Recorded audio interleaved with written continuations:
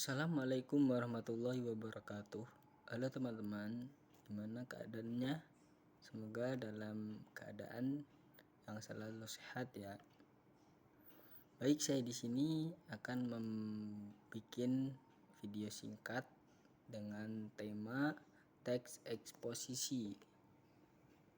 Jadi tujuan untuk pembuatan video singkat ini dibuat guna untuk memenuhi tugas UTS mata kuliah metode pembelajaran.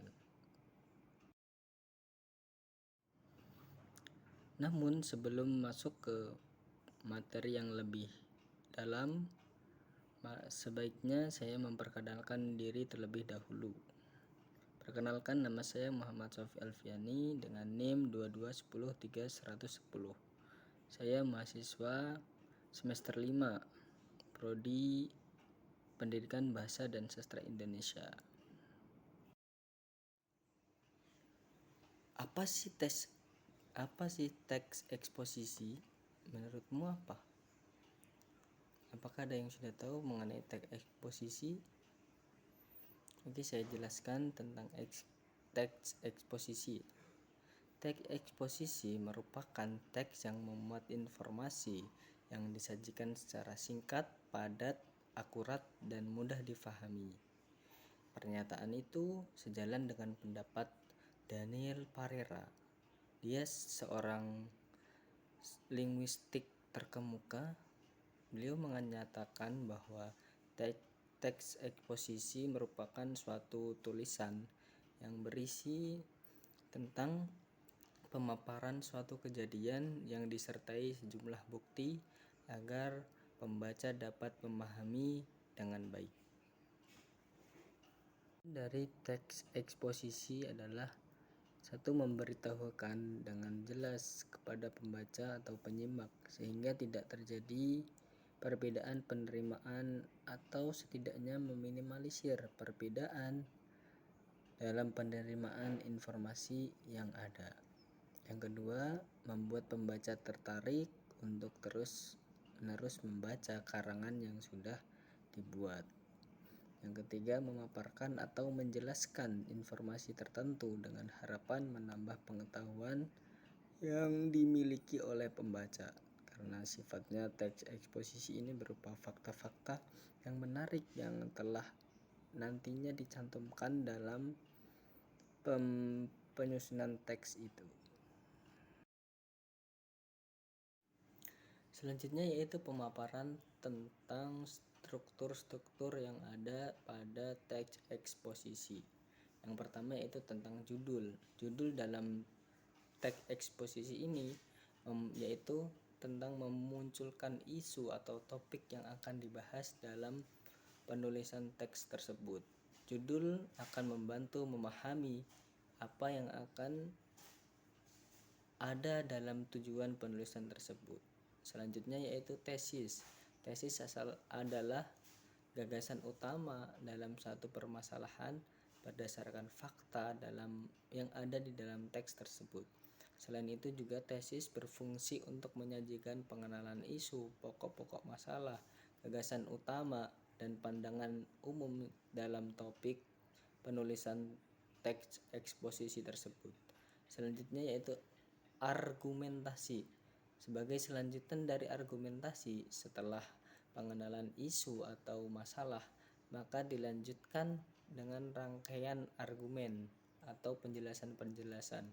Bagian ini dapat disebut sebagai pendapat berupa alasan yang logis atau pernyataan narasumber atau pernyataan berbagai dari sumber-sumber yang sesuai dengan fakta. Selanjutnya yaitu penegasan ulang, yaitu bagian akhir dari struktur eksposisi. Penegasan ulang ditulis setelah penyelesaian isu yang dari penulisan masalah tersebut, kemudian disajikan kembali dengan garis besar dan seperti kayak kesimpulan gitu. Pembahasan selanjutnya yaitu tentang ciri-ciri teks eksposisi. Yang pertama, menjelaskan tentang informasi pengetahuan. Selanjutnya yaitu ke yang kedua, penyampaian bahasanya dengan lugas dan menggunakan bahasa yang baku.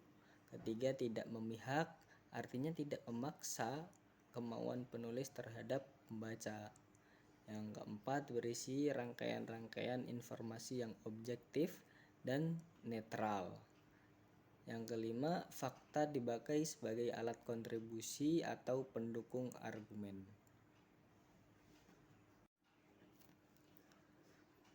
Oke, selanjutnya kita akan secara praktek memahami bagaimana sih konsepnya dalam teks eksposisi tersebut setelah kita mendengarkan penjelasan-penjelasan yang saya paparkan tadi. Di sini ada contoh teks eksposisi tentang realita hukum di Indonesia. Nah, di situ berarti realita hukum di Indonesia merupakan satu judul dalam teks eksposisi tersebut.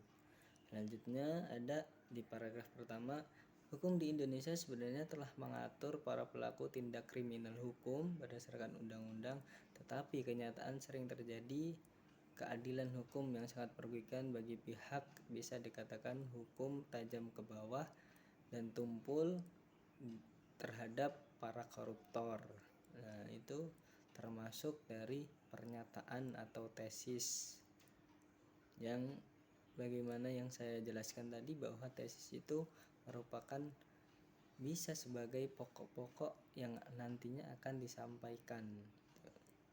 Selanjutnya yang paragraf kedua, yaitu sudah menjadi rahasia umum bahwa para pelaku koruptor mendapat hukuman lebih rendah dibanding para kejahatan yang lainnya. Itu sampai bawah. Itu merupakan argumentasi. Jadi setelah pemaparan pokok yang nantinya akan dibahas, selanjutnya dikuatkan dengan suatu data-data atau penjelasan-penjelasan yang di bawahnya tentang paragraf yang selanjutnya, yaitu dinamakan argumentasinya.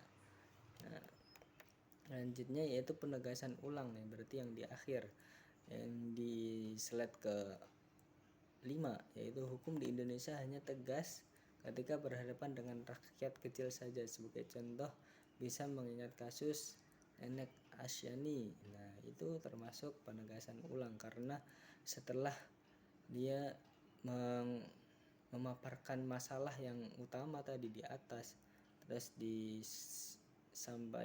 didukung lagi dengan penjelasan-penjelasan argumentatif, lalu di akhirannya itu ada penegasan ulang. Nah, itu seperti itu ciri-ciri atau konsepnya dalam teks eksposisi.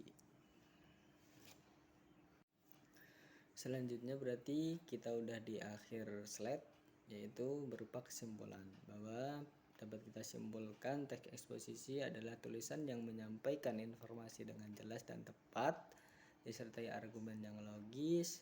Terus teks ini memiliki beberapa bagian, yaitu judul, tesis, argumentasi, dan penegasan ulang. Teks ini bersifat juga objektif, tidak memihak antara satu sama yang lain, dan bertujuan untuk mengajak pembaca memahami fakta tanpa memaksa pandangan penulis gitu. Nah, seperti itulah penjelasan dan pemaparan dari saya, dan terima kasih telah menyimak video yang sudah saya buat. Kurang lebihnya mohon maaf, dan semoga video yang saya buat ini bisa bermanfaat untuk kalian yang telah melihat video ini. Terima kasih semuanya. Wassalamualaikum warahmatullahi wabarakatuh.